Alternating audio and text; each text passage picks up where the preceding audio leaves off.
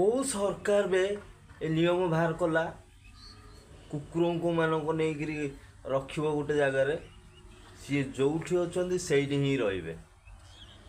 କ'ଣ ତା ବାପା ଏଇ ଦୁନିଆଟା ଗଢ଼ିଥିଲା କି? ମଣିଷକୁ ଯେମିତି ସମ୍ମାନ ଦେଉଛ ପଶୁ ପକ୍ଷୀକି ବି ସେମିତି ସମ୍ମାନ ଦିଅନ୍ତୁ। ମଣିଷଙ୍କ ପାଇଁ ହଜାର ହଜାର ଯୋଜନା କରୁଛନ୍ତି, କେବେ କୁକୁରମାନଙ୍କ ପାଇଁ କିଛି କରିଛନ୍ତି? କିଛି କରିନାହାନ୍ତି। କେବଳ କାମୁଡ଼ି ଦେଉଛନ୍ତି ବୋଲି ଖାଲି ଗୋଟେ ଇଞ୍ଜେକ୍ସନ୍ ଦେଉଛନ୍ତି। କାହିଁ ଗୋଟେ ଯାଇକି ଦେଉନାହାନ୍ତି ଗୋଟେ ତାଙ୍କ ପାଇଁ ଗୋଟେ ଯୋଜନା? କାହିଁ ସବୁ ଜାଗାରେ ଗୋଟେ ଗୋଟେ ଖାଇବା ନେଇକି ଦେଉନାହାନ୍ତି? ଆଉ ଯେଉଁ ସରକାର ଯେଉଁ ନିୟମ କରିଛି, ସେ କେବେ କ'ଣ ଗୋଟେ ବିସ୍କୁଟ୍ଟେ ଦେଇଥିବ? ସେ କେବେ ବି ଦେଇଥିବନି। ଆଉ ସିଏ ଏଇ ଯୋଜନା ବାହାର କରିଛି, ନିୟମ ବାହାର କରିଛି ଏଇଭଳିଆ। ପାଉଡ଼ର ଫାଉଡ଼ର ଖାଇ ଦେଇଛି ନା ଗଞ୍ଜେଇ ଖାଇ ଦେଇଛି, ବୁଝିପାରୁନି କି ଏଇ ଜିନିଷଟା।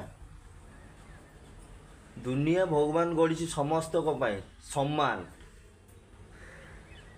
ବୁଝିବାକୁ ଚେଷ୍ଟା, ତୁମେ ଯେଉଁ ଆଇନ କାନୁନ କରିଛ, ତୁମେ ଯେଉଁ ପୋଲିସ ରଖିଛ, ସେମାନେ କିଛି ନୁହଁ, ଖାଲି ସେ ଗେଫା ଗେଫା ଖାଇବେ ଆଉ ବଟି ନେଇକିରି ସେ କାମ କରିବେ।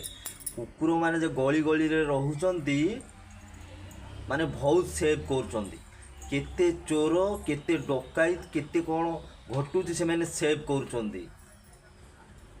ବୁଝି ଯାଆନ୍ତୁ ଭଲରେ ଟିକେ।